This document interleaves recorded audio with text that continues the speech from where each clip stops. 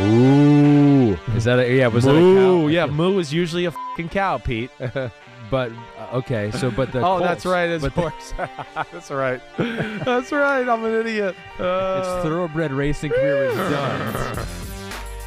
Oh, yeah, that's right. That was a dumb blonde moment for Chris Sims last week. Nay, moo, I don't know, horse, cow. What's up, everybody? Happy Halloween. It's the Week 8 recap podcast. Ahmed Fareed is here. We are in Central Park at NBC Sports. We are. How you doing? You feeling good? Ready to go? Yeah. Ready? Yeah, it's okay to have a dumb moment. Yeah. We all have them. Well, I do. Definitely We'll do. have multiple on this podcast. Yeah, I don't know. That was more dumber than most. It's when you double down and tell someone else they're being dumb. That's when it's really turns bad. out it was you. Yes, That's right. the worst. I know. I was caught up in farm animals, all right? I don't know what I have farm animals in my house. I got into the horseshoe. I don't know what I was thinking, so my bad there. Happy Halloween. Happy Halloween. You came as Chris Sims. I did. Yeah, you're funny on Twitter today. You're a funny guy. I didn't do that. Oh, you Wyatt didn't? did that, who makes all the funny stuff for you that's guys Wyatt? at PFC. Yes, right, yeah. right. And then Pete sent it to me. If you're watching on YouTube or Peacock right now, you can get your own Chris Sims, Shock Jock Football Analyst. Well done. Well done. Thank you for adding that, too. When I saw that, I was like, you are an asshole. Good morning to you. Includes a wristband with a spleen classic. not included. Yes, Good. Well, you got to keep it spleen. real. Controversial QB list. I like that. And did you see the warning? The red warning label? Top button is not adjustable. I love it. I love it. Backwood blunt wraps. That's perfect. It really is. Way to go. It was well done by Wyatt. I'm looking at the picture going, where did they get that picture? That has to be from Super Bowl week last year. I was wondering that too. Yeah, it has to be from Super Bowl week out in L.A. because I don't think I really wore those sneakers other than that week for the most part. Tough to get a full body shot of people these days. Usually it's like a... Yeah, wow. yeah. Tough. I don't know. Nobody wants to carry. Nobody wants to take pictures and see my booty and thighs. I don't know. No one wants to see What's that. wrong with the world? Yeah, what's wrong with that? All right, so if You trick or treating with the kids tonight? I'm not going. I am walking around with them. Okay, yeah. We're good. going around to my parents' place. What were you gonna say? I'm not going trick or treating. I mean, I didn't think you were trick or treating. Were you gonna knock on the door and be like, trick or treat? I'm Ahmed Fareed from NBC Sports. Can you give me a peanut butter cup? Going as Chris Sims with the old haircut. Yeah, they're gonna go around. My son's a construction worker. Yeah. My daughter's Bluey, cartoon character now. Wow, Bluey, big time cartoon character. Which one's Bluey? I don't know if I know that one. Blue Dog. I think. I'm not totally sure. Okay, from what show though? Bluey and Bingo. Damn, yeah, I don't Bluey. know The that name one. of the show is Bluey. So that's when I know I'm out of that. I'm out of that world. I don't know anymore. You've entered into a whole new whole part new of world. parenthood here. They're not trick or treating, right? They are like my They little. are. My How old's your son now? My son's 12. He's gonna do something, but like he's wearing Cobra Kai. Have you heard of Cobra Kai? It's like the new Karate Kid show. Yeah. Like he thinks it's the coolest thing on earth. Okay. It looks horrible when I watch it, just to let you know. It looks horrible. Yeah. But he loves it. You can't tell him differently either. Johnny's 74 years old doing sweep kicks and leg sweeps. You know what I mean? Remember Johnny from like Is he the original put Karate him in the Kid? body. All the originals are in there. So the You're dude- like the guy's out of cane and he's throwing the crane kick. Yeah. The guy who's the original Karate Kid, though, he looks like he could still be in his 30s. Ralph Macchio does. He apparently does not age. He's like 82. But He is something crazy like It that. is. It's like 70 or 60 something. I think it is. I'm not even joking. looks no older than you or me. But where I've gotten weird here is my daughter. Okay. My daughter's 16. Sure. Costume it's sexy something, Yep. right? We've entered that realm. So Friday night I was like, okay, here she goes to get dressed to go to some party, and she comes down as like, I don't know, a green fairy or something. I don't really know what the hell she was. Yeah. Something with sexy clothes on with wings on it. Okay. And hey, it's a costume. Yeah. And that's where I'm at in that point of my life. So And there's what nothing. did you do? Did you go, no, can't do it? No, not at all. No, I mean, just ride the wave. I don't know. What are you going to do? So if they're all doing it, that's the part. You don't want your kid to be a square. No, and it wasn't like standing out. so unbelievable where I was like, whoa, you're showing too much cleavage there, Charlotte. It wasn't anything like that. Do you defer to Danielle, too? And she's like, it's fine. Well, yeah, but it, like I'm pretty good. I'm not like that kind of dad that's like, Trust your kids. You trust your kids. I do. Just be responsible. I do. And We're not raising nuns over there. Clearly. Before we get to our rundown, Yeah. I want to tell you I went to Syracuse, my alma mater. I know you over did. the weekend. I went to the football game. They played Notre Dame. I made a prediction that they would win 27-13. That prediction was wrong. But it was the first time in 20 years that I've been back and went to a football game, and so it was cool to get back and see really awesome, the old man. campus there. So there's the JMA Wireless Dome, used to be called the Carrier Dome. Yeah, that's all I know it by. It was loud. There was like 50,000 fans there. It's like the best year they've had. Oh, in a look while. at you! Look at you looking cool in your orange sweatshirt. I left it all out in the bleachers. You did. I was a little surprised that some of the upper tier seats weren't filled for the Notre Dame game, and as good as you guys are. They were blocked out. So this they is do the end block of the them game out? here. Yeah, they blocked Okay. out one section for overflow students. I think if all the students show up, it would have been. So they have to have that seating there. Gotcha. But that was at the end of the game, and so people left. No, it was packed. It was packed. It was loud there, but we lost. And I texted Mike Tirico afterwards. Big, famous Syracuse grad. Yeah. I go, sorry, I tried my best. And he goes, thanks for trying. Oh, well, I thought you guys had like just a group text to everybody in sports media because you all went to Syracuse. Yeah, there's like 70,000 and people just in be that like, group text. yeah, better luck next year. You guys got a good program though. It's a good program. You guys are relevant every year now, so I know. there's something to say about Dino that. Babers has done a good job. He really has. Tough to recruit. Really up there. good coach. All right, so that is our weekend. Yeah. That is our Halloween, and now it's time to get down to business. And we've got a lot of games to get through. There are still some buys, and so that'll help us out here. But we got every game. That's our promise to you, the homies. We got Damn Okay. We got Gimme the Headlines, a Monday Night Football preview. All that to get to. We start with the game that we had on NBC. Josh Allen, your boy Booyah. Blue, against your former boy Aaron Rodgers, who you've since broken up with. Yep, cheating on him every day now. Everyone on Football Night in America picked the Bills except for one person. What a nice guy you are. I had to be that guy. Yeah. I thought maybe I could get the miracle, the Hail Mary. Yeah, well, in Buffalo, they were trying to it up at the end, and they stopped caring about the game to let him climb back in it. So I think that's the story. Yeah. Right? Right. I have the Bills gotten to a point, we'll get to the Packers, but have the Bills gotten to a point where they can play their C game, maybe B game, and still win by 10 points? I do think against a lot of the teams in the NFL, yes, I do. I mean, they every bit rival the Philadelphia Eagles for the best team in football. There's no question about that. You really look at them and go, what's really the weakness of the team that you can attack? And then they have some things that are extraordinary about them as well. I did not think that was their best ball last night on either side. It's what happens sometimes. Alpha bye week, a team that hey, we're bye week, we're kind of out of our mojo. You're playing another team that's desperate and like, oh no, like we're about to be 3-5. So there's those emotions there too. And yeah, I don't think Josh Allen was as sharp as he's been, and I don't think the defense was as sharp as he's been. But still, their ability to put pressure on you and make big plays is just what makes them special. And that's where Green Bay just had no chance in the matchup. I mean, Josh Allen was going to have to throw an interception every other series for them to stay in this game because of the same issues we've talked with Green Bay and just how easily Buffalo can march down the field when it wants to. I mean, they're at that point where it's kind of like, oh, they need to drive here. Well, they're going to go down and get a field goal at least or do something. And that's kind of the way the game felt the whole night. And, they're clearly in another class than the Green Bay Packers right now. They got multiple ways to do it, multiple weapons, maybe an emerging one with James Cook out of the backfield, too. Yeah. Had a couple good runs for him. But, yeah, it's you mentioned this during the Chiefs game, too. It's like you got to pick your poison with Josh Allen.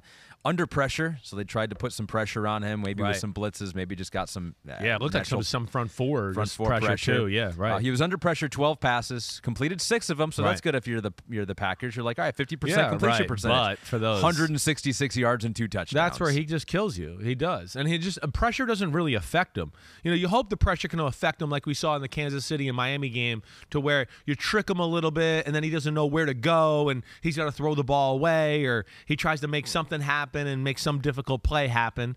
But, as far as pressure in the pocket, he doesn't care. He's such a big human being and he has such a great ability to throw the football. Like you and I were like, I think it was you and I at one point, the out and up he throws to Diggs. He's got a guy in his face. He can't really step into the ball, but he just literally goes, okay, I'm going to throw my T-Rex arms out here and just throw the ball like this. I mean, I wish I could, people just listening, barely extends his arm out in front of him, and you're like, oh, all right, on the money, 35-yard out and up, no problem. And that's where he really is special. Or a guy bearing down on him, and he throws it sidearm underneath his armpit, and you're like, whoa, how did he do that?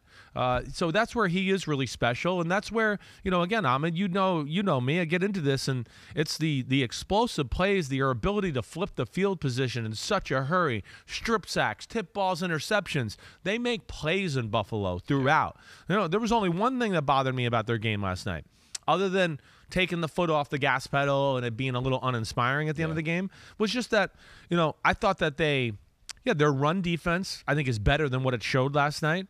And I think they overplayed the RPO, let's stop the short pass. There was too many plays where I went, wait, the safety's coming down in this gap for a late rotation, but he's really coming down to the gap, and he's worried about the slot receiver getting a bubble screen or something like that. And then they would run the ball right at that gap. And there was just a few moments of that where I go, just let him throw the 3-yard pass. You guys are rallying tackle. Let's not get gashed for 10 yards up the middle all the time. But, again, I think that's part of the bye week too. You lose your little mojo and your toughness and some of the details when you come off a bye week at times. Connor Rutledge said turnovers for the Buffalo Bills stood out to him. Yeah. They had a sloppy second half win last night against the Packers, and against another team they could have easily lost. And I think that's, as we flip it over to the Packers here, that's the problem with the Packers now. It's like, man, Bills fans are saying if we would have played an actual good team, we would have been in trouble in this one. Man, right? how far the mighty have fallen. Right. 3-5 now. And Von Miller had an interesting quote after the game. I don't know if you've heard this. No. About the running game. You mentioned it. It was successful for the Packers. Right. But here was what Von Miller had to say about that after the game.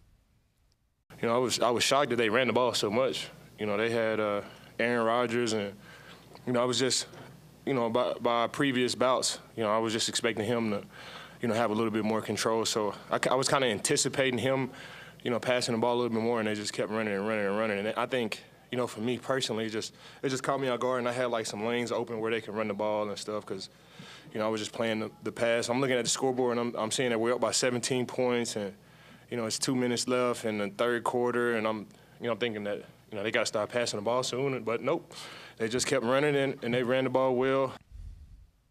They did run the ball well. They did. Aaron Jones that had was 143. My point, yeah. But what'd you make of him saying that? Well, I think that's a little bit of what I was just saying to you a little. I think they were thinking, wait, this is a big game. They're going to put it in Rodgers' hands. It's a big game. Nobody's really run on us this much this year anyways. They're going to find all these cheap ways to throw the ball out here and do what they've been doing. And I think they were, throughout the game, even though probably in the first and second quarter going, okay, well, we're winning now. Like he said, they're going to start throwing the ball. And Green Bay they're stubborn as hell. He should have called you up. You'd be like, no, Von. No, Von, you don't understand. Have you been watching them? They don't want to do it. And but here's the thing I'm going to say at the end of the day. First off, Green Bay has to change. I don't care what anybody says. The stats on this game are so misleading. And even hearing some of the post-game press conference to the Green Bay coaches, like they're posing questions to them, like the game was close and that you guys did good things and look at the stats. So I'm going to go, this is just bullshit stats. Other than the rushing stats, everything is kind of bullshit in the stats sheet for the Green Bay Packers. Oh, wait, they got 398 yards of total offense. They outgained Buffalo by 20 yards. Not really, though. I don't look at, this is to me where context matters. And we're going to look back at the end of the year and go, well, they had a pretty good day against Buffalo. And you're going to go, no, they didn't. They had 76 yards when they were down 27-10 passing the football. It's not acceptable. You're not going to get it done. And to that point, Ahmed, think about the end of the game. Oh, all right, now we got to press the issue. Oh, it's one-on-one with Dobbs. Let me just throw it up on a corner route. He catches it. Oh, we call a shot where I roll out and we max protect, and the guy's supposed to run back across the other side of the field. Oh, but the guy does a pretty good job covering. He adjusts. I throw a laser down the field. Look how easy that was.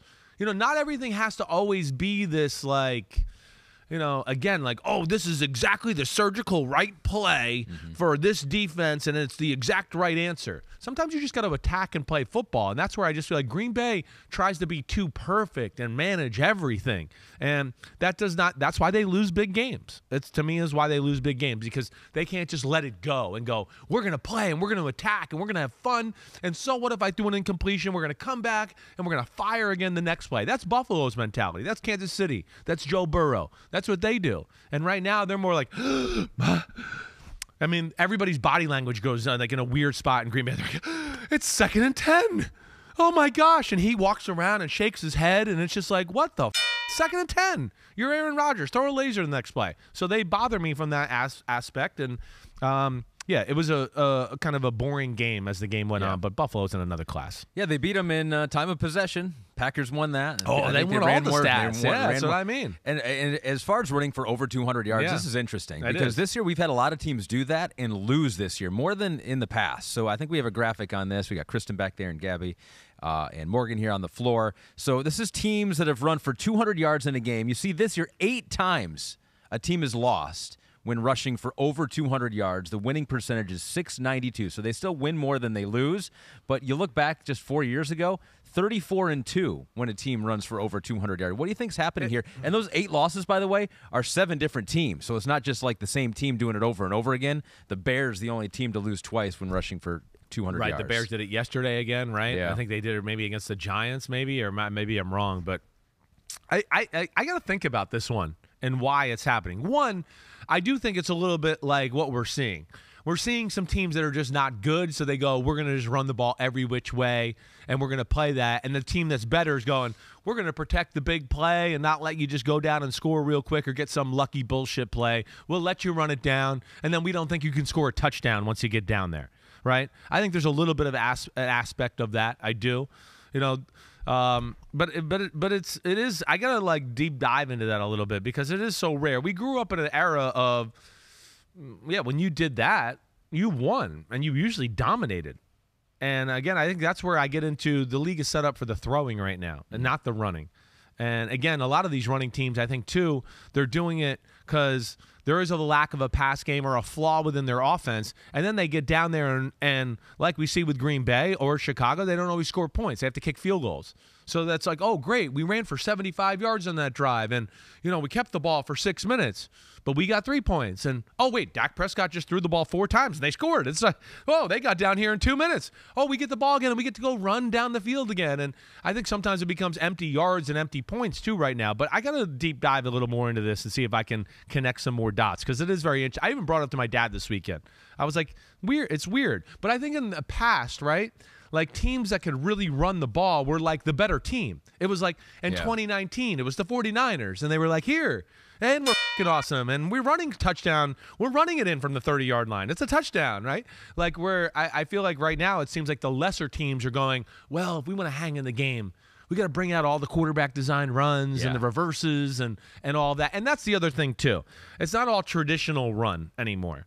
We got quarterbacks where, okay, it's 3rd and 27, and they run and scramble for 24 yards. And it looks good on the stat sheet, but you go, well, it didn't do anything really, right? You got some of that. And then you got the reverses and speed sweeps where you go, whoa, that guy just ripped off a 30-yard gain.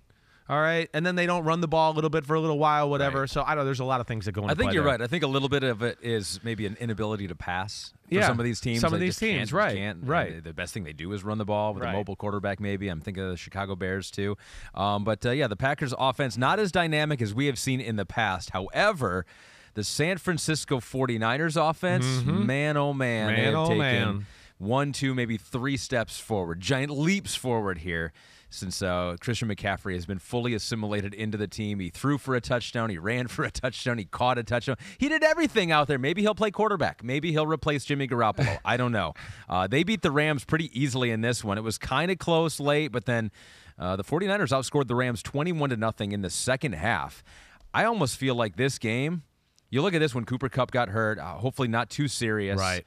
But, man, it's like these teams might not be close again the rest of this year. It seems like the 49ers have taken a step forward, and the Rams, I don't know that we're going to see that team from last year. All right, good. I'm glad to hear you say that. Well, no, I'm glad to hear you say that, too. You didn't want to be the one to say it. Well, no, it's not that, but I just, again, sometimes I don't want to always be the one throwing out thoughts. Here, you're watching football. You tell me what you think, too. That's what I think. And then you go, but I disagree. But that's kind of stupid, Ahmed. No, I have the same thoughts. I look at the Rams right now and go, like maybe you heard me say 2 weeks ago, maybe they get in the playoffs, and then they're a pain in the butt a little bit. I don't see anything that shows me, oh, they could turn this around and be a Super Bowl real contender like last year, right? I don't see that. You and I'm guessing what you're saying, the 49ers, you see some of that potential there, right? We see moments of the 49ers where you go, that's dominant. That's a team on their good day can upset the Eagles or upset the Bills or upset the Chiefs. That's where I think so, too. That's where I think. Still got some flaws maybe, but on their best day, you see them winning those games. Exactly right. They got enough people up front that neither one of those teams that you just mentioned are going to overwhelm them or overpower them. And now health is a part of this. But I think what we saw again yesterday, and I don't think we saw the full unveiling because there was no Deebo Samuel, but just look how creative Shanahan is. Look, I mean, Shanahan's amazing that way. And to me, this is like, it's under the radar one of the better moves he's ever made here because it's not about the quarterback. And that's, I think it's like, it's different than like, hey, we want to go out and get one more receiver and weapon. And now it's like, okay, well, the quarterback's going to have to make more big plays, and now we're going to put him under the microscope, and Jimmy G missed another throw and all that. Like with this here, it's like it makes life easier on Jimmy G. You know, of course, the run game and all the trickery that Shanahan can do, and, you know, getting you go, whoa, it's this guy going that way and this guy going this way, and then he throws a screen over here. Just what we talked about last week when I had fun. I mean, I think you laughed a little yesterday because you saw what I was talking about. Yeah. It's what he's going to do. He's going to use him as a decoy, or he's going to use him as the main-coy. And he's going to come out of the backfield and catch the ball and be like, fine, you want to stop the deep pass? Yeah. The main-coy. That's a new word. Yeah, it's the main-coy. That's new. Add it to the Halloween costume. Add it to it. Yeah. I love that. The main-coy. The main-coy. I think you got to use that one. You got to use that one? You one's like a good that? one. That totally just came out of me out of nowhere right there. That one's going to stick. I mean, because they did it all with him. And yes. You're right. With Debo, it's just like, man, oh, man. When they're going, you might not have any idea. So how do you play that? Are you sound, or do you have to take chances? That's where you know, it's going to be that one team that's going to finally have a game plan, and they go, okay, and then the next team's going to go, so that makes, okay, so we'll try doing some of that and maybe add our own little wrinkles. But right now, I don't know. Yeah. And I think that's where it's going to be fun. Shanahan's a master at playing the guy that's in an issue, especially off the run, right? We know the play action pass, his ability to run, the little other tricks he has off the run play. But like, just say if he's going to run to the right with McCaffrey, and oh man, they're gashing us and they're running well. And then he puts you in a bind where the will linebacker, you know, the weak side linebacker, okay, they're running away from me, but I got to start getting over there and helping out and helping out and helping out. And then as soon as he starts helping out a little too much and gets in there too much, Shanahan has I got to play where we're going to fake that run and I'm going to put Debo right behind that guy who's being aggressive, and he's going to catch it on the run and nobody's going to be there. And that's just, you know, again, I think you got what I'm saying there. But the 49ers, yeah, I do. I think the 49ers are one of the best teams in the NFC. I know it's 4-4 and we're a long way out, but I just see the talent, the physicality, and I know the creativity. And I think this move takes pressure off Jimmy Garoppolo, because I just think it's going to be less on him. It's going to be, hey, I can throw another screen to another freaky guy, and, you know, another over-the-middle play after I faked it to Debo on the reverse or whatever. It's playing to his strengths. Exactly. You know, and I think that's smart. That's smart. It's a little bit. He's good at some of that stuff. It's very, you know, when you sit here and you think about it, I mean, of course it is. It's very Tua and Dolphins-ish. It's the same type of thing. It's wheeling and dealing and a lot of moving parts, and let me get it out and get it on the run and boom and get going. So, you know, that's where it's really cool. And like you said too, like the Rams, they came out and had 2 gutsy drives for a touchdown. Like where, I mean, the first one, it was just Matt Stafford hanging tough, short completions, 17 plays. It was all it was. You know, as I wrote in my notes, I just wrote unreal tough long drives. Stafford just hanging in there and threading the needle with a bunch of throws. Then came back the halfback pass from McCaffrey. And then the same next drive it wasn't the next drive, but then the next touchdown drive. Yeah, it was the next drive. It was the next drive, right? Yeah. Okay. So then the next drive, again, it was the same thing. Stafford, you know, short pass, we can't run, and then a tactical shot down the field for a touchdown. And that's all. And then after that, it was like the 49ers were like, okay, wait, this is what they're trying to do to us today, guys. See you later. Yeah, so it fell apart a little bit for Matthew Stafford. Second half, he was just 5 of 12 for 37 yards. Derek Weatherford asks you, or just says a statement, D'Amico Ryans made halftime adjustments. The 49ers defense played great in the second half. Love the show, fellas. Thank you, Derek. Thank you, Derek. Yeah, do you think it was some adjustments that were made by D'Amico Ryans and the 49ers staff? I would think so. I got to, you know, that's the one where I definitely got to watch the film a little bit. It's hard for me to say it on a Monday. Or was it just so difficult and hard? I mean, like the Rams, everything went right on those drives, and you can see it kind of. Right, everything. Not able to do that all game. Right, exactly. That's what we're meaning. That's what we're talking about, like with Green Bay, right? You can't just think you're going to go 17 plays and gut it out against the best defenses in football and come out on top. And what I would imagine happened, you know, and it would have looked like to me is, you know, McVay had a few cute ways to, you know, stress out their zone coverage a little bit. Like, hey, it's 3-on-2. The 49ers got 3 guys playing 2 receivers in a zone, and he had some ways to kind of spread them out and then get a guy sit down, right, 6 yards, and they close on him and tackle him right there. And I would imagine there were some adjustments made in that standpoint, let alone, I mean, just when you watch both teams come off the line of scrimmage on either side of the ball, to me that was the glaring thing. One team looked like they had a bunch of grown men, and another team looked like you were like, wait, do they got some high schoolers in there with them too? They're not getting pushed like that. It's not. Yeah. They're that much bigger and stronger. We'll see. The Rams I know are tough and will hang in there, but I don't see much big-time potential for them this year. They're 3-4 right now. And by the way, that touchdown pass by Christian McCaffrey went over 30 yards in the air, 30-plus air yards. Right. Third 49ers touchdown of that distance over the last 3 seasons. Trey Lance has one. C.J. Beathard has one. That's hilarious. And now Christian McCaffrey has the well, other. It came back to shitting on Garoppolo anyways. I didn't mean to. It's always complimenting Christian McCaffrey and his strong arm. Well, but McCaffrey, just the runs, even the touchdown pass he caught down the sideline, right? He was just supposed to run a swing pass.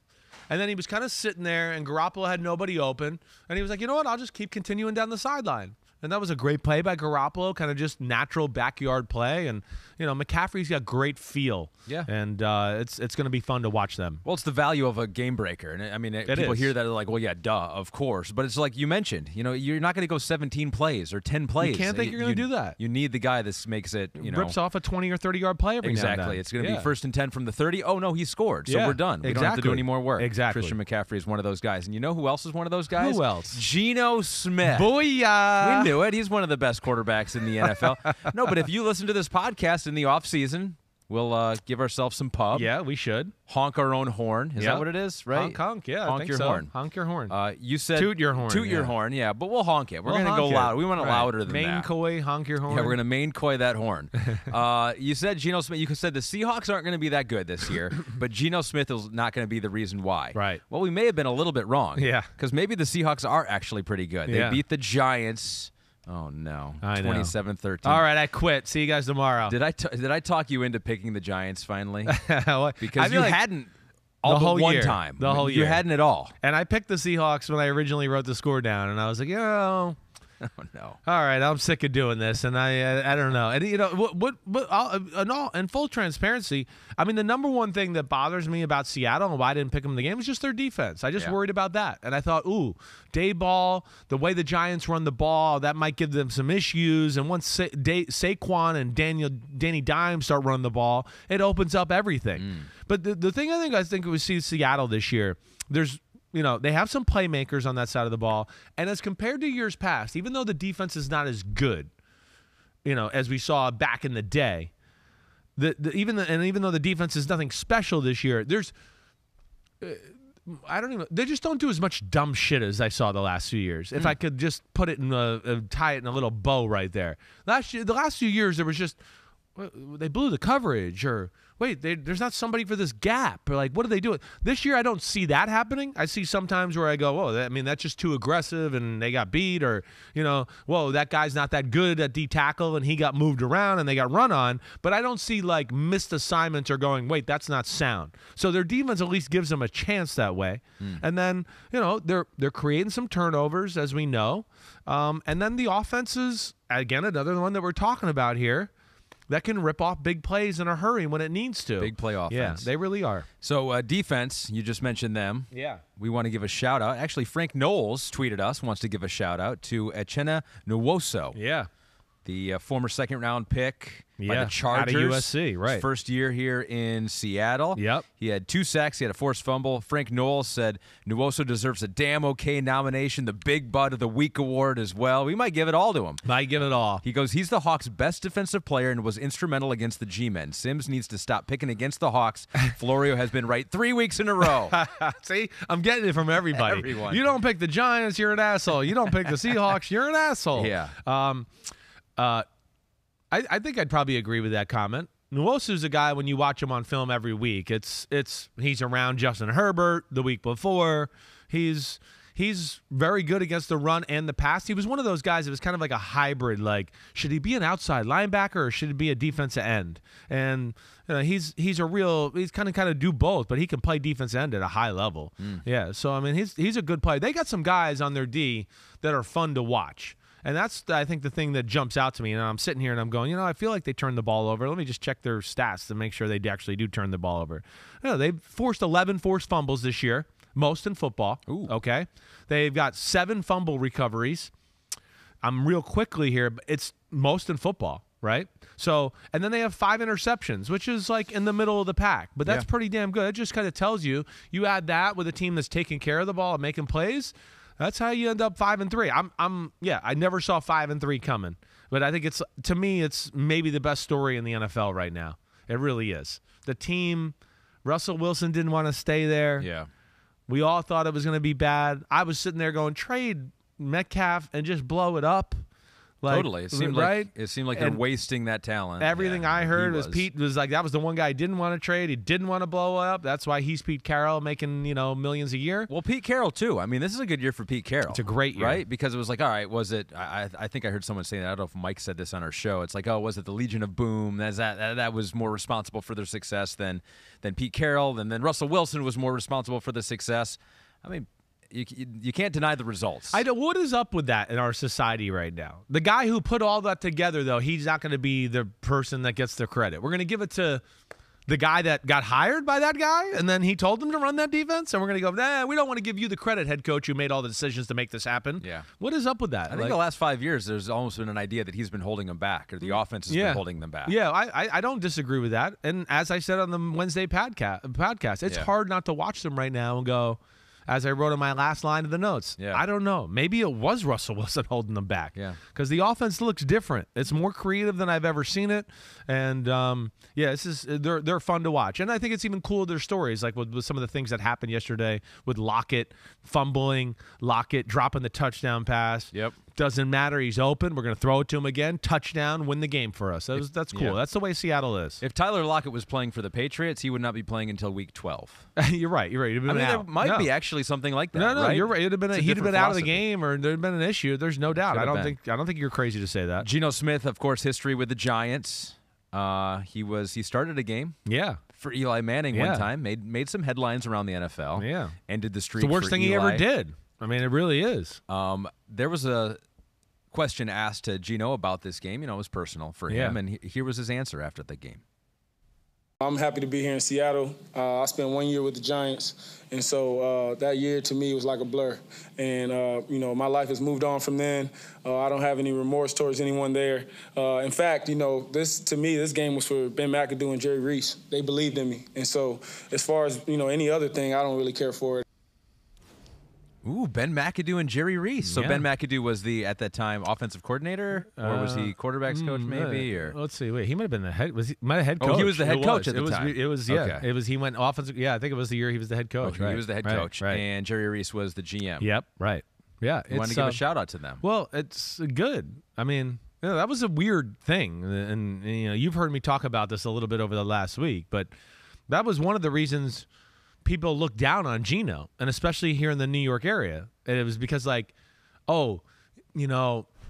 dare he outperform Eli in practice and better in training camp all year, and Eli's not doing good, and how dare they think about putting him in the game? And that's really what it was. I mean, that's really what it was. It was just the Giant fan base mad that a guy like Geno Smith ended Eli Manning's reign and career starts and all that.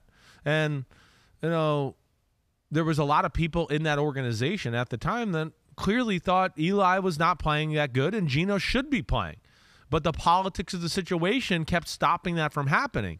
And I think that's why he finally started, is where Ben McAdoo and Jerry Reese were like, wait, we'd like to win some games here, and we'd like the quarterback to play good, so can we play one that can maybe do that? And Geno played good in that Raiders game that he played that 1 year. He got strip sack fumbled, and everybody went, oh, it's Geno Smith, and the whole fan base went up crazy, and they put Eli back in. But I think that's part of the perception of between Geno, going up and asking a guy to pay him back money that he owed him, and then he got punched in the face, which, okay, maybe you could be a little more tactical about who you do that to or who you show up. But that what happened with the Giants are the two things that led to, before the season, Geno Smith sucks. Yeah. Well, they're gonna start Geno Smith.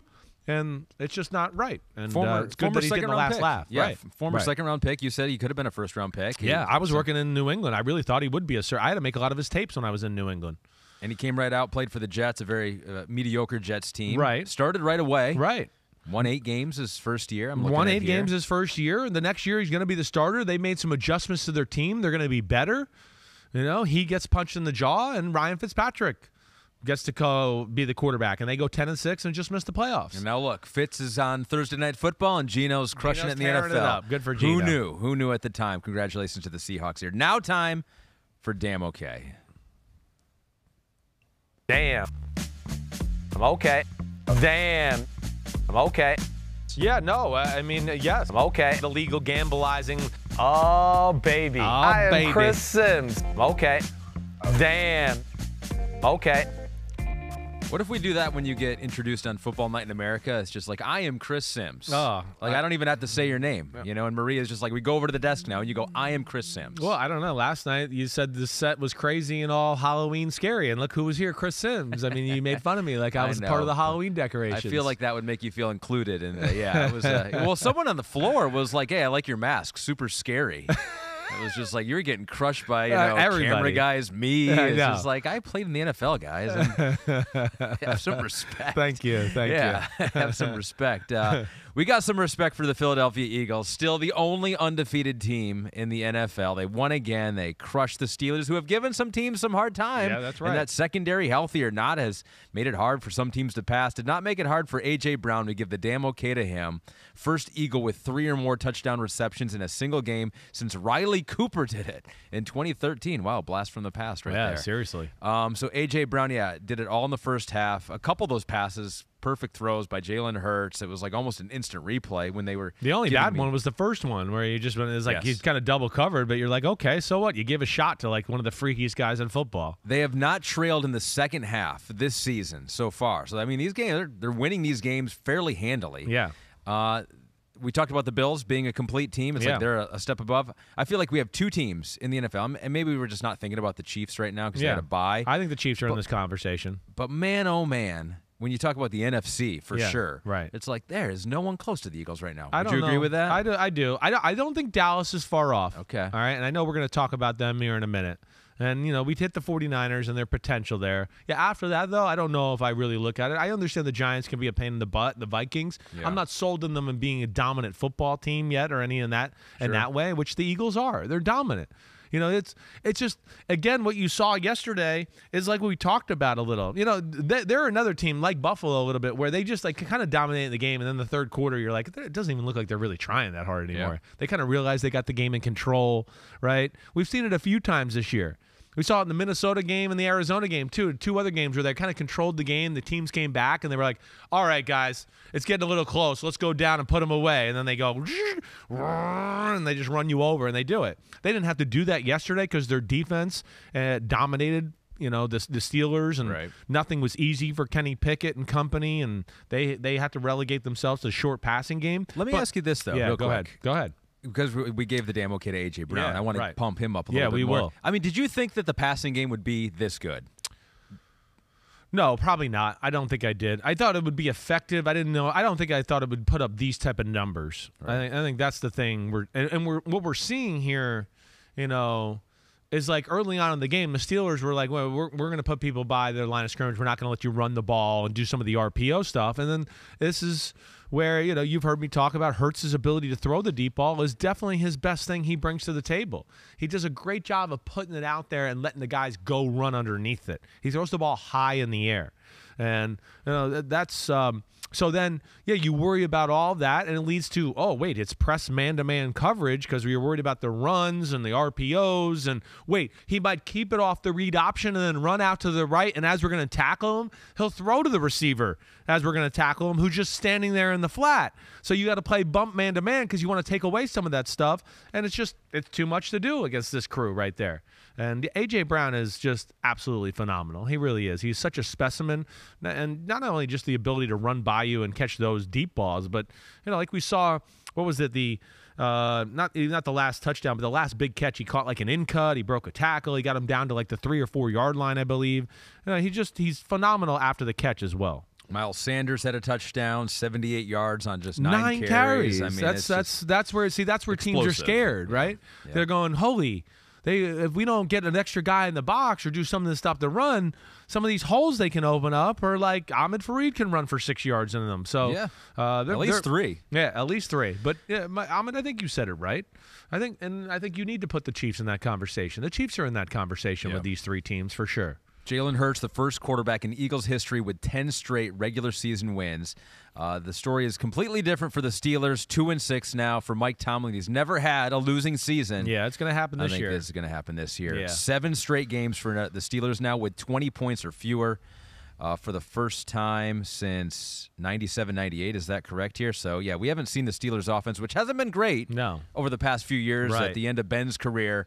But Kenny Pickett, so far, has not seemed like an instant fix to this offense. No, he's not. There's more issues than the quarterback thing. That's why I think we were all sitting here going, it's not Trubisky's fault. Like, yeah, it's not perfect, but I didn't come away watching Steelers game and go, man, if they put Pickett in, they're going to win all these games and everything's going to be fixed. At no point did I don't think anybody with any football intelligence really thought that.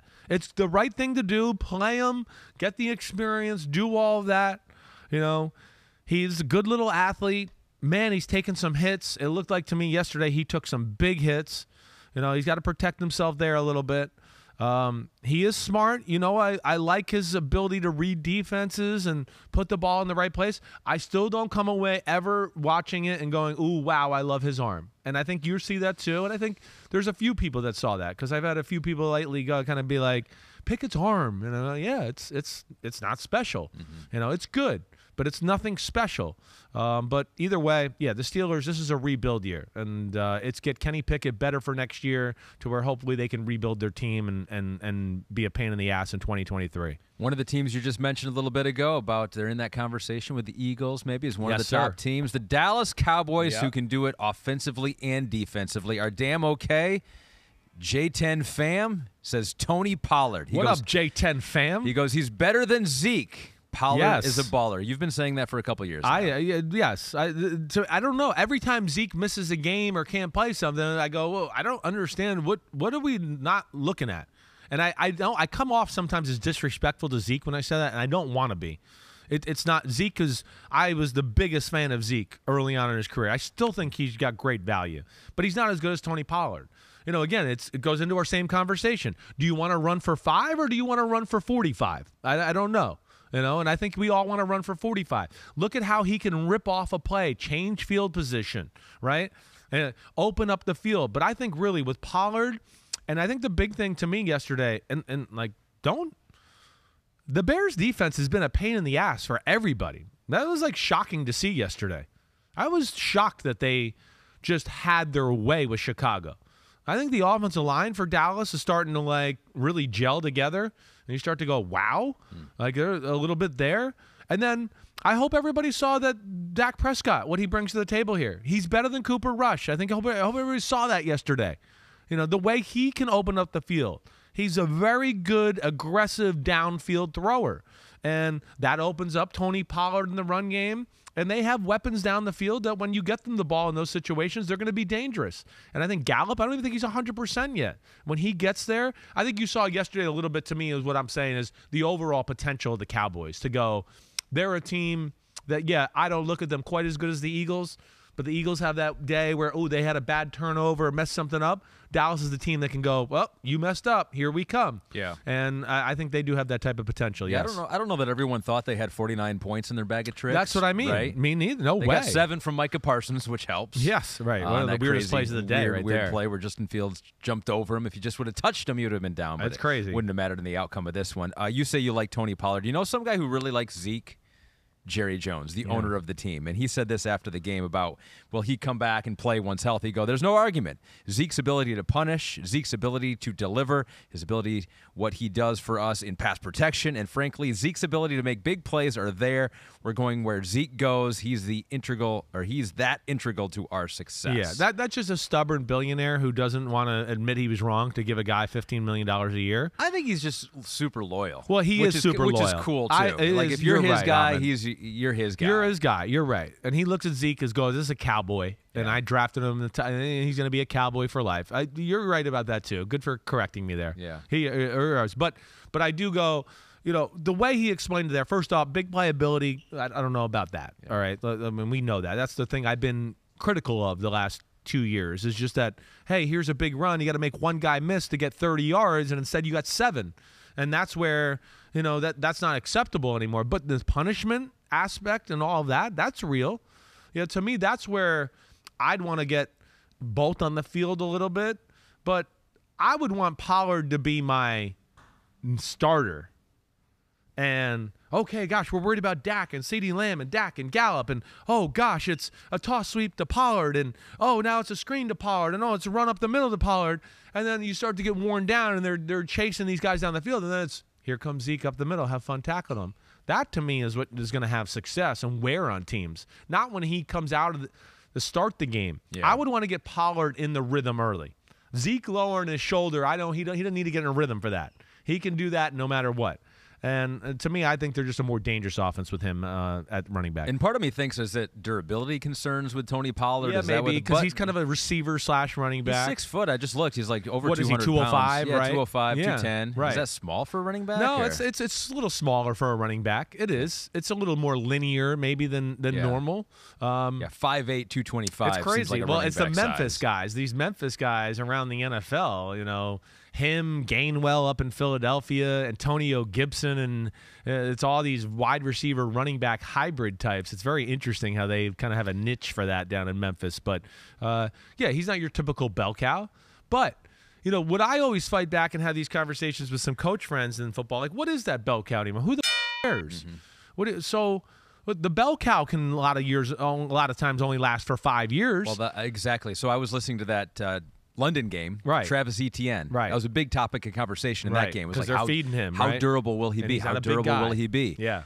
But then I'm like, well, Jonathan Taylor not playing a ton. Derrick Henry got hurt last year. Dalvin Cook has been hurt a lot. Christian McCaffrey has been hurt. Saquon. I mean, that's basically every running back, right? Yeah. Ezekiel Elliott. I mean, he's hurt right now. I mean, there's no one who is 100% durable. There's no one. Exactly right. And I mean, what we're seeing from Derrick Henry is like he's special too. He's bucking the trend. Yeah. The guy that can run the ball that much and be this durable and this good for this long is insanity. But that's my thoughts there. And yeah, Micah Parsons, Dallas, everything about them. I like Dallas. I like watching Dallas. I like the attitude and physicality they play with.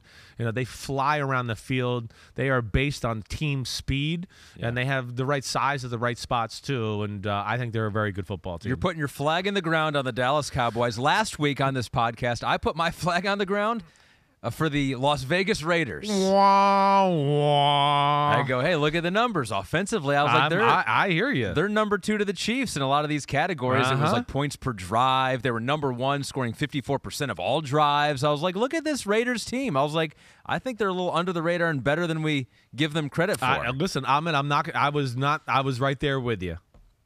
But that was a fucking ass whooping yesterday. An ass whooping. Damn okay to Alvin Kamara. 3 touchdowns. His first touchdowns of the season. Yeah. Came in triplet. This is another team. This is why I'm not giving up on the Saints. I'm not. I think there's a few weeks here we've talked about where I say I see glimmers from the Saints where I go, it's like really high-end quality football. Mm-hmm. Where I go, well, the offense, the way they run the ball, and when the receivers are healthy and Dalton's not bad, and you go, the offensive line's good, you start to go, there's a lot to defend there. It's not easy. And then the defense, I think even back in the Seattle week a few weeks ago where they let up a ton of big plays, and one of my things that was laughable as I was watching it, it was like Seattle's offense was like -2 yards, -4 yards, -2 yards punt, and then they would get a 70-yard touchdown, and there would be 3 and out. And you'd go, they're actually smothering them the majority of the game. Yeah. Same with the Cincinnati game. They lost to the Bengals. The highlights that everybody watched on that, those were the plays of the day. That was it. They didn't do much else other than that. So they've had moments of where I go, they showed the ability to dominate. And, I mean, the fucking Raiders, I don't know if I ever saw them pass midfield yesterday. That's to me what was the shocking thing. They looked like the Saints and Dennis Allen were all over everything McDaniel drew up. They were all over Derek Carr. They were good drive to start the game. The Raiders tried to fake a punt and didn't get it. That set up the field goal for the Saints. Mm-hmm. And then I believe the next drive was Derek Carr interception. and I can't remember who got. Oh, it was Tyrann Mathieu off like a tip pass up in the air, and they scored again and went up 17-0. And you were like, damn it. This one might be over. Like, it didn't look like the Raiders were capable, and I don't remember ever seeing them threaten ever again after, the rest of the day. Aaron Kreppel said the lengths the Raiders went to prove Chris Sims wrong are amazing. They did that exactly for both of us. They didn't cross midfield until the 2-minute warning in the fourth quarter. Holy shit. That's insane. That's insane. Shutout for the first time since 2014. So that was one. That's one of those in horse racing terms. You just throw that race out. You go, it was I got to watch that happened. one to see what they did. I'm shocked. I almost feel like that had to be one of those games. But, Kamara was very good. Sambivalent 01 wants to know. Yeah. Alvin Kamara was scary good. How much do you think the aging running backs are worth on the trading block? So the trade deadline tomorrow, Tuesday, 4 p.m. Eastern. Been a lot of rumblings whether Alvin Kamara is going to be traded. At this point, I don't know that you should. They shouldn't. 3-5. You're in the mix, and the Falcons are leading that division at 4-4. Right. I don't know. The Saints might be the best team in that division. They could have beat the Bucs. I mean, they could have. I think you could look at that game against Tampa Bay early in the year and go, then they outplayed them for a majority of the game. So. What do you think? Where are we with running backs? Because we just saw Christian McCaffrey get traded for a lot. Not a first-round pick, but second round, third round, fourth round. That was a lot. It was still a lot. He's not going to get that. He's not. He's a little older, if I'm not wrong about that. Maybe you could double-check that for me. I want to say this is, year 7 or 8 for Kamara, where McCaffrey, maybe it is year 7 or 8 for McCaffrey too. So he's 27 in July, Pete's telling me. I would think you could maybe get 6 year for him. It is 6 year, mid-round pick. Okay, McCaffrey's 26. Pete's telling me, so he's a year younger. I would think you could get a mid-round pick with maybe a mid to late round pick with a guy like Kamara. Now, there's been a lot of injury the last few years. Yeah, right, and he's one of those guys that starting to creep into the we'll see how he feels on Friday category a lot, right? Yeah. I feel like that happens a lot, so that's a little bit scary there. But yeah, why would you? Why would you if you're the Saints? I don't know either. Unless they just go, you know what? Okay, so what if we just get to the playoffs? We're not capable of going past that. I don't know. Or sometimes I think they just want to get the value now because they just go, hey, this is the time and it's coming to an end here soon, and let's try to get something for him. And they're a team that's been up against the cap too, right? They got some older players, so they've had to work some magic. So I mean, that might be part of the equation too here for Kamara. But this is why Sean Payton got out of there. The team was old, aging. There's the team's aging. The salary cap situation is not the greatest. The quarterback situation is unsettled. I think that's why Sean Payton was like, you know what? I'll retire, wink, wink, and maybe take the Dolphins job.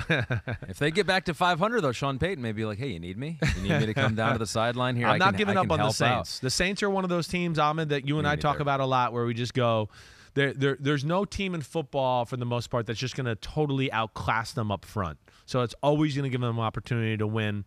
They got a tough schedule down the stretch, or a tough schedule coming up here. They got the Ravens, the Steelers, the Rams, the Niners, and the Bucs.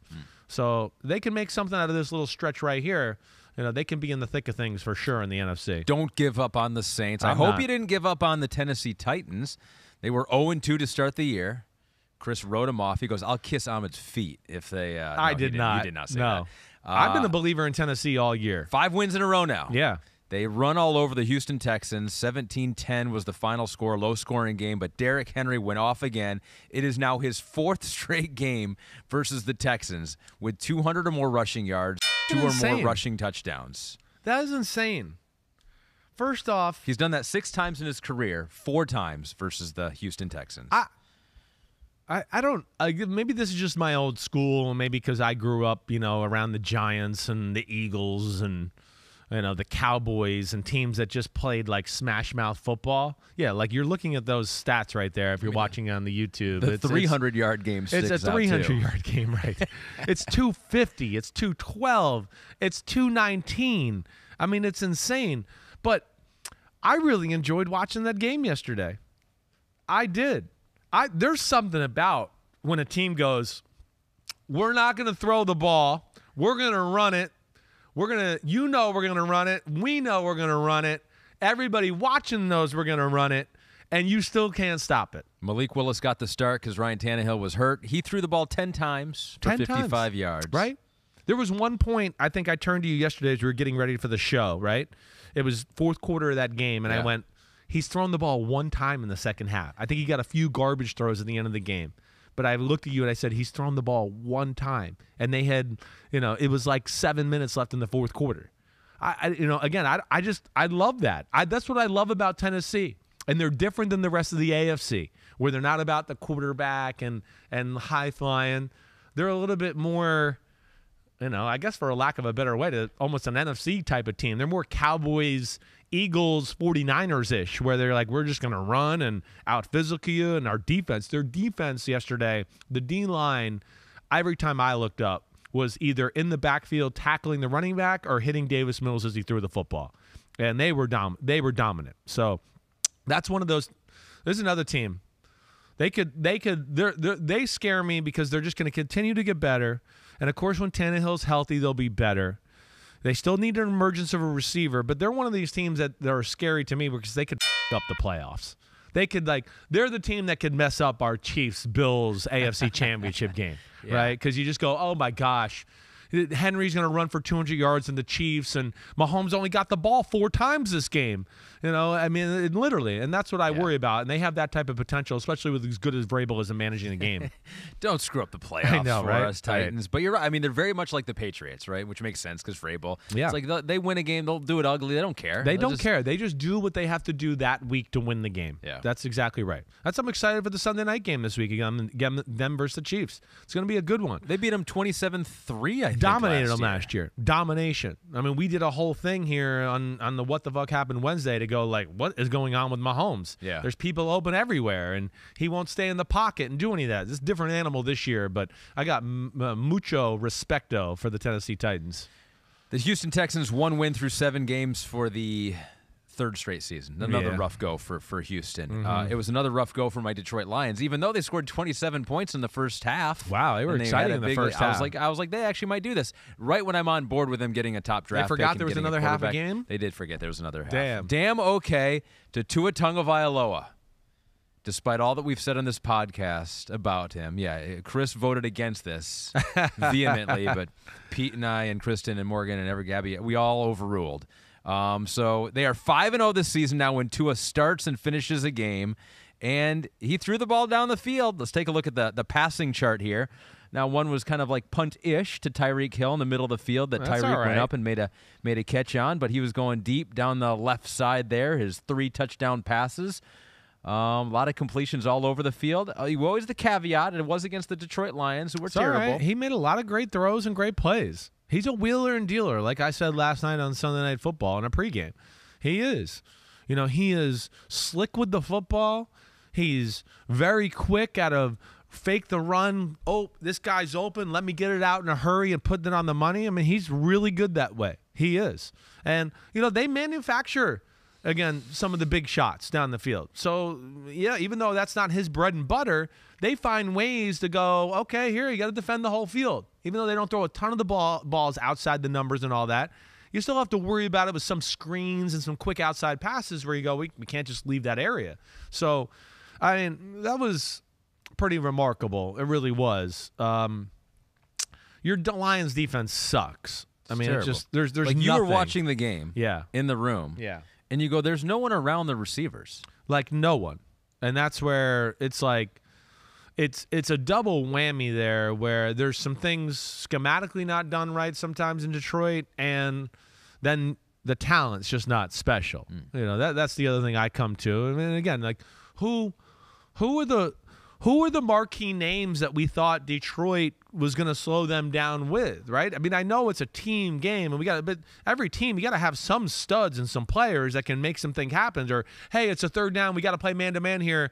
And, if Waddle does run the slot fade, he's not 7 yards by our DB. I mean, right? He threw the one fade to Waddle on, I think it was a 3rd down, up the left sideline there where you just go, I mean, he beat him off the line of scrimmage, and it was like, good night. Like, see you later. He wasn't even close to him. It was like Tua could throw it that far. Well, it was like you and me covering the guy. Yes. But they got it all going right now. They really do. And they're a nice formula. They're tough to defend. He's playing very good football. He's making plays. And, I think between the run game, the weapons at receiver, Gesicki down the middle, they give you a lot to think about. And, of course, their defense as we see, can give up big plays, but they can make some plays and hunker down when they need to. Tyreek Hill is 4th game with 160 or more receiving yards this season. All other NFL wide receivers combined have 4 such games. So he has done what the rest of the NFL has done so far this year. But I think that's a perfect illustration, right? Tyreek Hill is a necessity to unlock this offense for the Miami Dolphins. No doubt. And as we're seeing with the Kansas City Chiefs, he was a luxury. Right. And I think that's the difference here. They're right. This is a team that needed him to help their scheme and their quarterback. And, hey, it was cool in Kansas City. But as you've heard me say a number of times over the last few years, big plays with Patrick Mahomes at quarterback are never going to be a problem. Yeah, I mean, the guy who can throw 70 yards between his legs or from his knee, I mean, he's always looking for the big play. So, yeah, I think this fits how they want to play. He's their Deebo Samuel. Except he's faster, and they have another Deebo Samuel you have to worry about in Waddle. So it's it's almost like we talk about with McCaffrey and Deebo in San Francisco. Yeah. They play these guys off each other. It's going to be the same way, except a little bit more through the run game in San Francisco as compared to maybe the pass game here. But yeah, that was impressive. It was a day where you went, ooh, man, is the defense in Miami going to really be shitty like this all day long? And they're going to lose a shootout? And I'd like to see their adjustments and kind of what they did in the second half to slow down the Lions as well. Dan Campbell falls to 4-19-1 as the Lions head coach, and they're allowing 32 points per game during this 5-game losing streak. I don't know. I do think he'll last this year, and Brad Holmes will get one more year, I think. And I want him to get their quarterback. They need a quarterback and some defensive players. I know, but that's a lot. I mean, he did some things yesterday. Well, I know they're not like just a whole new defense and a quarterback. Well, it's not crazy. You got some young D linemen that I think are going to get better here. Yeah. We know Aiden's good. Rodriguez looks like he has a chance to be your middle linebacker for a few years. Secondary needs a revamp. Needs some special secondary players for sure. That's the issue. And you need another legit guy on the edge opposite of Aiden, right? I don't want them to get rid of Dan Campbell. That's for sure. He did some things yesterday too. The fake punt, right? It's 24-14. I think he starts feeling like, ooh, he fakes a punt to extend the drive. Gets you 3 more points, 27-14. You go, man, that was big-time call, a big-time move by them. Yeah. But just, unfortunately, their defense could not, withstand the storm of the stuff the Dolphins throw at you. Lions are looking up at the Vikings, who are atop the division right now by quite a bit, right? I mean, what is the lead now? Let me look here. 4 games, they're 4.5. Wow. Packers second 3-5 with the Bears at 3-5. And they beat the Packers head-to-head. That's crazy. And they beat the Bears head-to-head. And they beat the Cardinals yesterday. Damn okay goes to Zadarius Smith, who we've given a Big Butt of the Week award to Zadarius Smith. I know. I feel like we've talked about Zadarius a lot. I mean, he's one of the best signings of the offseason. He's remade that defense. And here's the question. I mean, they're 5-0 this season in one-possession games.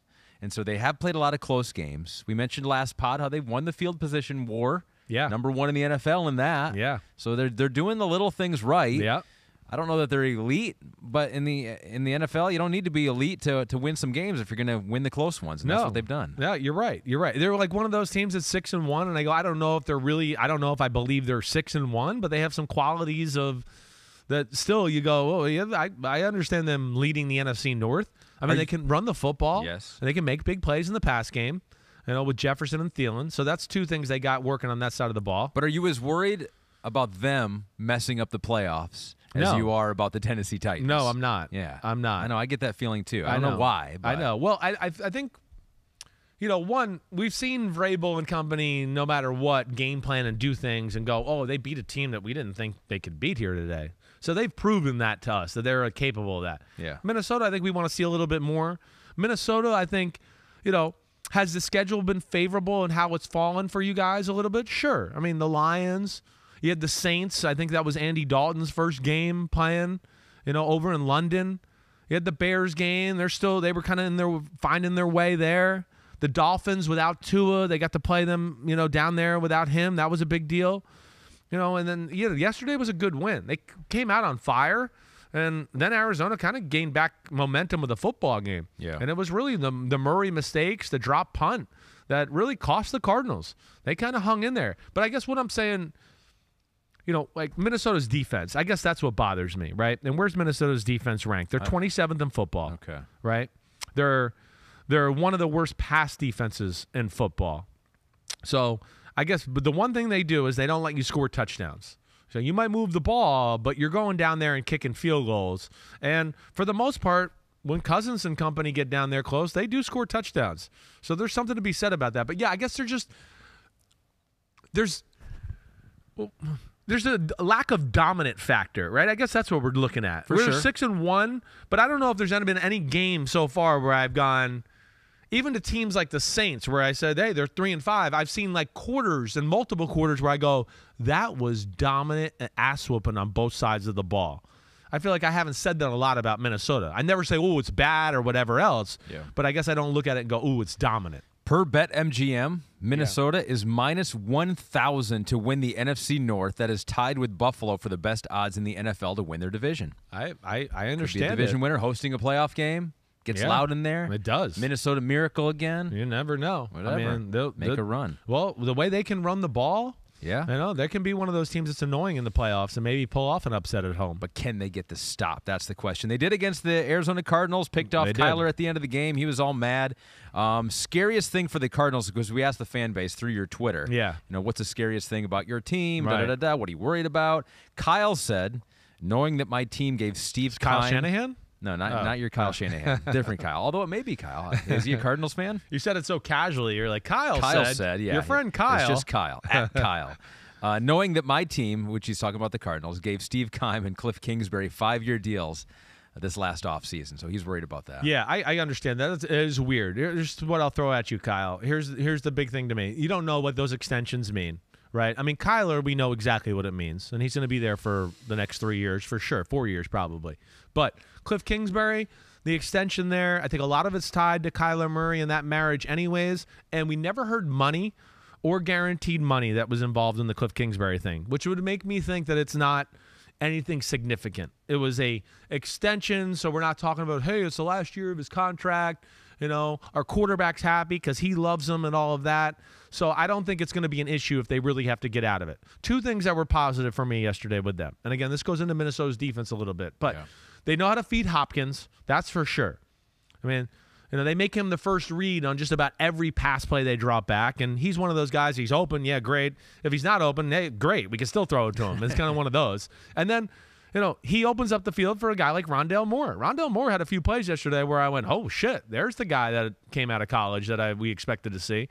I mean, rockets up his ass, especially that last touchdown. Mm-hmm. The 38-yard pass where he kind of broke a tackle and just beat everybody up the middle. So that was positive to see, too, and that's something they need. That's their problem. Like Green Bay, who's, 3 yards at a time. That's really them, too. They're the lowest yards per play in football on the offensive side of the ball. It's crazy. Yeah, right. And that's probably changed a little here the last week or two, but that's where they were, especially in the passing game. So they run a lot of plays, though. That's part of it too. Is they run a ton of plays. They can't get big plays, so it's a lot of 3-yard pass, 4-yard pass, 4-yard pass, read option. I ran for 10. Run for 4, 3-yard pass, 4-yard pass. It's a lot of that, and that to what we've always say, it's just too hard to beat the really good teams that way all the time. Hard to beat the Carolina Panthers without Christian McCaffrey? How is that even possible? Well, it did happen in this one, though. It seemed like they were going to win at the late last seconds. This was a crazy game. It was crazy. Our damn okay goes to Devontae Foreman, so we're going to give it to the losing player in this one because really the Carolina Panthers should not have lost this game. Full credit to the Atlanta Falcons staying in this one. There are a lot of good positive things for them, I'm sure. But Carolina, if you're not familiar with how that game ended, it was just insane. A bomb to DJ Moore from our guy. Well, that shouldn't have happened. That's Walker, like one of those Hail Mary. Yeah. Why? What do you mean? Well, it's just in that moment, you just can never let somebody behind you. We're seeing that it's amazing how much we're seeing that this year. Of course, we're going to talk about another game where we see it. We'll talk about it again here in a second. So we have the next-gen dots. Right. So PJ Walker, this is at the end of the game. It's like Panthers down by 6, final seconds, just got to heave it. Oh, my God. DJ Moore got behind the defense. So the air yards on that one, it traveled 67.6 yards. The longest completion by air distance in the next-gen stats era. Yeah. We've never seen something like this before. PJ Walker's making history. That era goes back to 2016. He launched it, man. He did. He really did. He's got a good arm. I mean, you could see the way he spins the ball, everything there. I really think that was part of why it got completed. I think the two guys downfield were going, wait, he can't throw this far, and they kind of let up. I mean, DJ Moore let up. He was like, well, he can't reach me here. And then the ball went in the air, and he was like, oh, shit, I got to go turn it on to go get this. And he dropped it in there perfectly.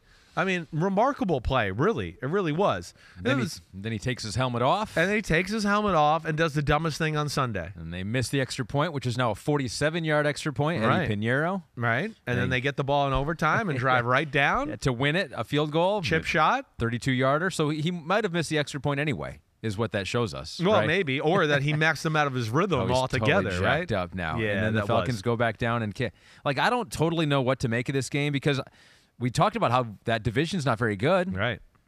I mean, both of these teams, I don't know. Could both these teams be competing in this division 5 weeks from now? Falcons are leading it right now by a game. Atlanta, I could see hanging around. They're just going to be one of those teams, like we kind of talk about with the Giants, run the ball, manage. We're not going to make a mistake. We'll wait for you to make one and kind of go that way. I think when it's all said and done, that it won't happen like that, though. I think that slowly but surely we'll continue to see the flaws here with the Atlanta Falcons. I think, Carolina, we're seeing improvements. Well, yes. So that's the thing where I'm going, wait, this is more along the lines of the team I thought we might see this year. And, again, Wilkes, I got to check them out on film. I don't know what he's doing differently on defense. But like you talked to the Foreman thing, that was remarkable yesterday. Yeah, what do you make of that? 3 touchdowns for Deonta Foreman. It's just like, I think the thing that amazes me more than anything is I don't remember seeing any big runs yesterday. I remember just seeing like 8 yards, 12 yards, 6 yards. His longest was 16 yards. Like, holy shit, that's kind of amazing. That really is. And I think P.J. Walker's doing enough here where he's going to be the quarterback here for a while. So we'll see where it goes. They got some weapons at the receiver position. Terrace Marshall's showing up a little bit more here with DJ Moore. The defense, you see the pass rushers and stuff get involved in the game. But I don't know. I guess at the end of the day, I don't have a ton of faith in either one of these teams. I got mad respect for them, but I don't think I have faith in them. David Bell tells us we need to stop saying the Panthers lost that game because of DJ Moore and his helmet. The kicker needs to make that kick, period. Well, yes, we get that. 48-yard field goals are not a guarantee, though. No, that's not. where Yeah. we've become a little like desensitized to that in this day and age. Especially when you got bad vibes flowing through the team, too. It's like that. I that don't was know. football gods right there. Kind of makes it the like football gods on were like, edge. wow, we gave you a gift and to win the game, and you took it right back and disrespected us right there. Yeah, so they play again in 2 weeks, so maybe we'll get another crazy finish. And that was DJ like the Moore. most unexpected thing ever. Like, whoever thought that game was going to end up being a shootout in the second We're half. like, this is awesome. We're like, is it important? Doesn't matter? No, I don't know, but it's pretty know. cool. It was. Time now for Give Me the Headlines, presented by Hyundai. So this is what we do. We enter the newsroom. It's as if we have a newspaper. Newspapers are thriving. Yes. Chris is the headline writer. Actually, Pete's the headline writer, but then Chris kind of takes the credit Digital for newspaper. I don't cut trees down. it. That's right. Digital. Or recycled paper if we do deliver. Right. We got 3 games. We start with the Patriots beating the Jets 22-17. Your headline for this game is... The Empire strikes Zach. Whoa. Whoa. No. Oh, no. His career versus the Patriots, he's 0-3. He does have a couple touchdowns, but he had 7 interceptions, 3 of them yesterday. Well, unbelievable. It's shocking that he could do what he did yesterday after what he's done the first 4 weeks of playing this year. Taking care of the football, playing the right way, making no mistakes. Wait, we're going to run the ball. I'll wait for my opportunities to make a big play in the pass game. Our defense is good. I mean, they've been doing all that the right way. And then the team that you got to do it against more than any other team is this team. And he decides, today's the day I'm going to try to be Josh Allen or Rodgers in their prime and just make magical throws all over the field. I'm just shocked. It was literally the one thing that you were complimenting him on last week. Exactly. He got some pushback by Jets fans, but you're like, no, he's managing the game. He's doing the right things. And then he starts out the game yesterday where I go, ooh, he looks good. He's throwing the ball. I mean, they're up 10-3. He made some big-time throws where I was going, okay, watch out. Here we go. And it fell apart. It fell apart. You don't know me, Chris. Well, you don't know me. Apparently. And then, that and what's funny, too, is it seems like it fell apart all on the fact of a interception, pick six that got called back for roughing the passer. Well, that was crazy. And almost like it changed the momentum of the game in itself right there. So it was 10-3 right before half. Patriots with the lead. And then Mac Jones throws it right to Michael Carter II, the defensive Michael Carter, right, who takes it back for the touchdown. But there was a flag. Was it a nothing the passer? Jonathan Franklin Myers, were you going to put that in the nothing the passer category? No. You thought this one was legit. I thought it was legit. It was the right call. He took a couple steps. He took at least a couple steps. Maybe 3. It definitely was 2. He had time to hold up before hitting Mac, you think? 100%. That was one where I looked at and just went, that's your fault. I can't believe you did that right there. So, yeah, that was pretty amazing moment. The more amazing about that moment, I think, than anything, too, is just like, what the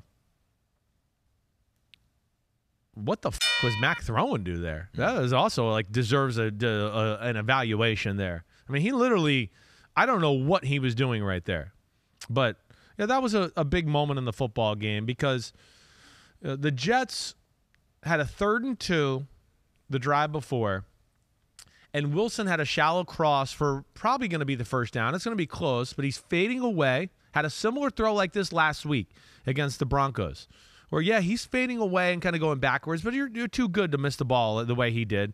He throws the ball high, interception, Juwan Bentley, and you're going, oh, damn, oh, God, gosh, here the Patriots are going to make something happen here, and they got that interception, and you're thinking, oh, the Jets are somehow going to make this all happen. It's going to be 17-3. And they got that field goal, and then what, it was the first drive of the second half. They marched right down the field again, and it was kind of like that with Zach's stupidness there.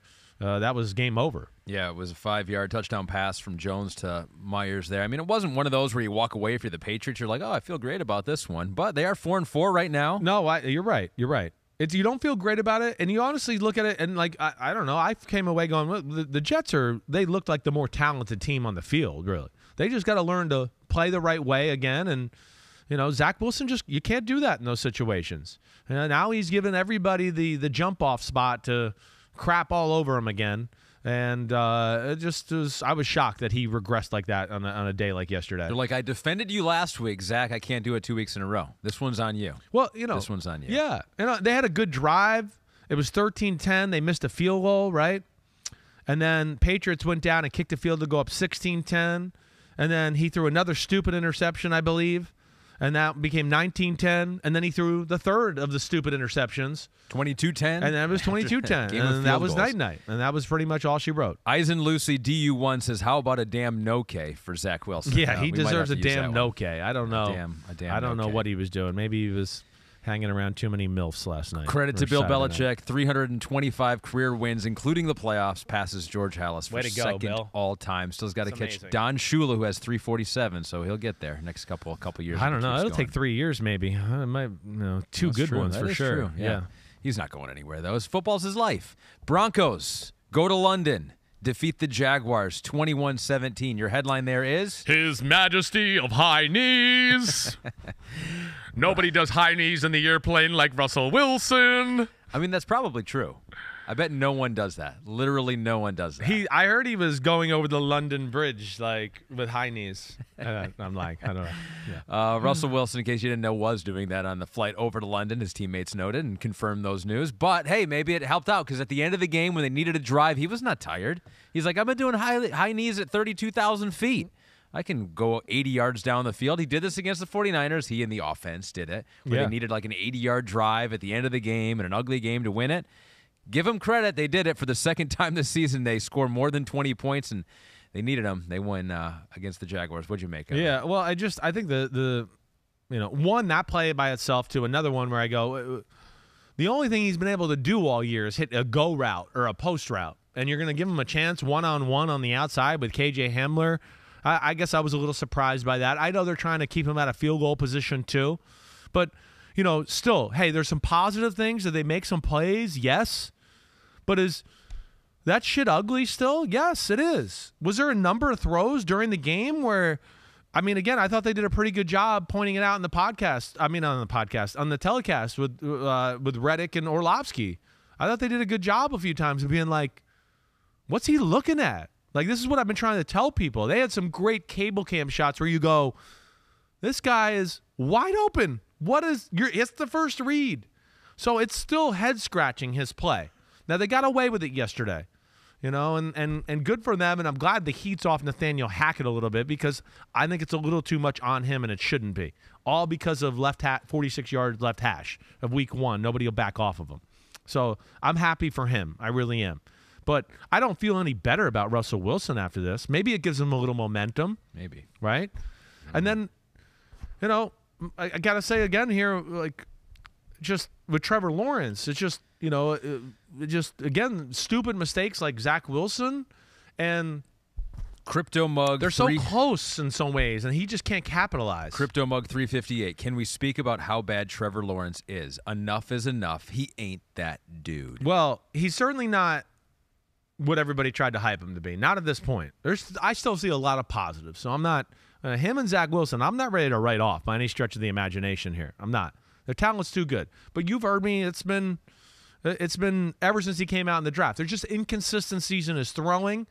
Even in the pocket sometimes doesn't have great natural feel.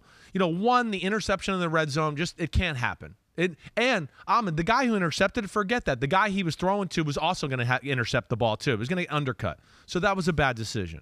He took a bad sack when had a bad grounding penalty when they were in field goal position. That took points off the board. Had another play too that I can't remember. But then there was just a number of throws through the day that were off target, and even some of the completions. That's what I looked at, where I just went, man, like, if he throws that ball in the money, the guy's going to run for 10 more yards. Instead, he went to the ground to catch it. And it's like the interception at the end of the game that, was the game ender there. It's a pretty simple throw, but I think it goes back to what we talked about. There's just some inconsistencies in his, throwing. He is not a machine there yet. And, he's not that dude right now, but I still think he's got the potential to be that dude. The coolest nugget of the game is that Latavius Murray scored for the Broncos. He is the first player with a rush TD for 2 different teams in London in the same season. Holy shit, because he was in New Orleans. He was in New Orleans. He got to play touchdown. That game. Kamara was hurt and everybody. That's crazy. He's London's favorite player. Wow, that's Latavius pretty cool. Murray. That's cool. The guy I called Kyler Murray on the pregame show Which last night. prevented me from getting that nugget in. I might have said that. And My bad, man. I did, but that's okay. I was glad to be there for you one time. Thanks. There's so many times in this podcast you go, what's that guy's name? And I just sit here. I'm like, hey, if you can't think of it. And if Pete doesn't get in your ear, it's not going to happen. So it was the one time I had your back. One more game. Got the Commanders beating the Colts. Taylor Heineke did it again. Your headline for this game is... Ooh, Scary Terry.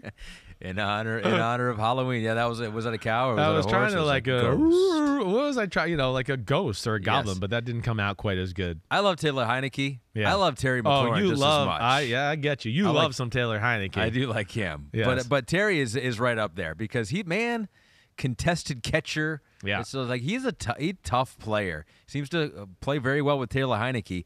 They needed it at the end here. It was an ugly game. You got your Sam Ehlinger playing for the first time for Matt Ryan. He loved Chris Sims growing up, so you were rooting for him, I'm sure. But, I picked them to win. That was the only reason I was trying to make. I wanted it to happen there. I mean, Taylor Heineke figured out a way, and it was Terry McLaurin right there with him. Yeah, just hung around. That's what they did. It was a defensive struggle type of football game. I mean, it wasn't pretty to watch. Washington's defense is pretty damn good and continues to be better. They're manipulating ways the last few weeks to run the football, right? Not just your traditional up the middle. They're adding some more gadgets and people being involved. Excuse me. Yeah, Curtis Samuel rushed for 4 times. Didn't have a ton of yards, but they're trying to do different things. Exactly right. Yeah, they had a reverse of McLaurin. You can see he lost 7 yards or whatever else. And then Heineke's got a knack for making plays, and he's certainly got a nice aggressive nature about him. When he does see a chance to take a shot, he takes it. He does. So Washington's a team, again, they can have somewhat of a respectable run game. His ability, he doesn't throw too many dumb interceptions or dumb passes like that. They got playmakers on the outside, to what you're saying, to where they could be one of those teams that we keep going, how do they win? How did they do this? I also think there's a little bit of a silver lining here for the Colts too. I think it's more the way they can play and win and maybe be more respectable than what they were with Matt Ryan. I think this is the reason I thought that they went with this move. Run the ball, take a shot down the field every now and then. Ehlinger, we're going to have a few design runs for you. It helped open up the run game for Jonathan Taylor, I think. His ability to get out of harm's way a few times helped them out. So the Colts can still have a say in this and be one of these annoying teams in the AFC, maybe squeak in the playoffs. Mm-hmm. And I feel the same way about the Washington Commanders. Yeah. There's enough talent on both sides of the ball in Washington to go, the scheme's not bad. And then like we always talk about, there's some guys that can go and do some things extraordinary and make things interesting. The vibes I'm getting from the Washington Commanders are the vibes that I got from the Eagles last year. Squeak into the playoffs, lose by like 30 in your first playoff game. Yeah. Doesn't it kind of seem like that? I hear what you're saying. Just get in, right. But once you get in, you're not really in that class, right? Yeah, you're not playing the Colts anymore with Sam Ehlinger making his first start. Did you see enough of him to get a feel? But you thought he was mobile a bit. Yes, gives him some things. Yep, he missed a few throws. I thought, he'll hit that next week. When he's in a better rhythm. It's not easy to come in the middle of the season when everybody's full go and hitting on all cylinders, and you're like, whoa, the pocket's collapsing quick. Whoa, things are moving fast. So, but all in all, took care of the football. I don't think he had a fumble or anything. Oh, he did have the one fumble. I forgot about that. They had that fumble, and Jonathan Taylor fumbled going in when they were getting close to score one time that I thought were pretty big moments in the football game. But either way, Washington, good for them. Gutsy win and a big-time clutch drive. And how do you let Terry McLaurin buy you one-on-one when you're up by the team needs a touchdown? You don't ever let that happen. That was kind of shocking that Stephon Gilmore fell asleep at the wheel there. That was Give Me the Headline presented by Booyah Hyundai. The last thing to do here. BetMGM Parlay Preview. One more game to go. We got Monday Night Football, the Battle of Ohio. Yep. Bengals at Browns. Chris, you said that the Bengals would win 31-21 on Thursday's pod. And so a new tradition, we will go against that pick. And we will pick the Browns to win in a landslide. We might need to, especially because I picked them best bet again. Yeah. It's another Monday night game. I'm going with the best bet here. Bengals only favored by 3, so yeah, you think they'll cover easily. I do. Now, I've of course wish Jamar Chase was out there, but I don't want to say the Bengals are back. I'm not ready to say that. I think their defense is damn good. I've been saying that, and I think they'll make life to where I just don't think Cleveland's going to be able to run the ball consistently enough, and I don't think Cleveland's good enough in the pass game for them to win the game that way. And then Cleveland, smaller defense. I can picture the Bengals having a little success running the ball on them, even though they can't run on most teams. I think they're going to be able to. And Cleveland always seems to blow a few coverages and let up big plays, and this is just the wrong group right here. Let alone, I don't think the Cleveland pass rush is good enough to overtake the game, which I think is, of course, still the issue for the Bengals. So I just look at it that way and just think, he as in Burrow is going to be too much, and I think their defense will just be a little too much. And I think I could see the game being close for the most part, and then just a few plays late third quarter, fourth quarter that Cleveland just can't keep pace with Joe Burrow and company, and Cincinnati wins the game. If you win this bet, you're going to go 2-1 for your best bets for the week. It's like the first time since amazing. week 1 or 2. Throw a party. Oh my gosh, it's unreal. Tyler Boyd, you mentioned that Jamar Chase not playing. Yeah. So Tyler Boyd, the over/under for him is 61.5 receiving yards. I like that. He would be the guy I would look at. Their bright lights will be on T. Higgins. Tyler Boyd gets the benefit of sometimes being the guy on the inside slot. They move him around a little bit. This is not a team that matches up and plays man-to-man. So I would think there's going to be able to find some plays for him in the middle of the field. I do. I like the over there. And, the other one I think about just a little bit is Mixon. I could see this being a Mixon night. It's hard to ever say, I want the over with the Bengals and anything in the run game. Yeah. But with Cleveland, and I think them being so worried about, hey, even though Jamar Chase, they can still stretch the field here, that it could lead to some open holes for Mixon as well. The action never stops at BetMGM. You can sign up now using the bonus code SIMS. Your first wager is risk-free up to $1,000. So say you bet $100 on the Bengals, Ahmed, to win the AFC. The whole thing. The whole thing. Okay. If you win, you get $1,100. Whoa. But if you lose, you still get $100 worth of free bets. Simply download the BetMGM app today or go to BetMGM.com. Enter bonus code SIMS to make your first wager risk-free up to $1,000. And that is it. We've made it to the finish line of this podcast. Whoop, whoop. And I'm not going to be back Wednesday. I know. You're missing some time here lately. I did. Well, this one's not vacation. I know. This is work. But you have a vacation coming in 2 weeks. I I was told last night. What an asshole you are. Okay. Right during football season. It's all right. But it's always something. It's always something. We might get big. I'm going to try to get Big Phil to come in and fill in for you on Wednesday. Do something like that. About time. And we'll just talk ball. I know. He's guy's slacking. I know. He's slacking. Guy works 2 days a week. He acts like he's carrying the whole world on his shoulders. Yeah. Right? Well, that'll be good. I'll be a listener. Thank you. I will not be a host. You're the for man. That Kick one, some butt out at the Breeders' Cup. Breeders' Cup, NBC. He'll be in Kentucky. Yeah, his country. You can talk about. I know. Dad. I should probably let some of my cousins and stuff know and make you get tickets for them and stuff like that. And bother you, and annoy you. You like to put work on me. I'm gonna put work on you. Can you get tickets? Right? Yeah. I was like, I can't get myself tickets to have this stuff. Yeah. All right, everybody, subscribe, rate, review, enjoy Monday Night Football. Browns, Bengals, it should be good. I think the Bengals are close to kind of getting this thing right on track again to where they were last year.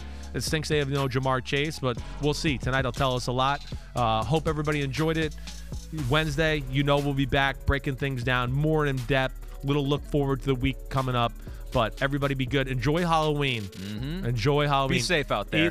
Be safe out there. Eat lots of candy. Check for Blades. It's the one day. Yeah. I know, the urban legend of Blades. My kids were asking me about that. I was like, I've never heard it ever. It just became a thing, and people don't stop talking about it.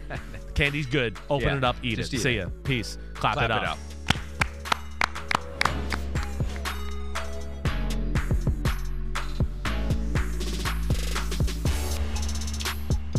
Thanks for watching, homies. Hit subscribe to see all my Unbuttoned videos. You get to see me, Ahmed Fareed, all the big player breakdowns, game breakdowns, player interviews, and my film analysis. So please subscribe. Chris Sims, Unbuttoned. Peace out.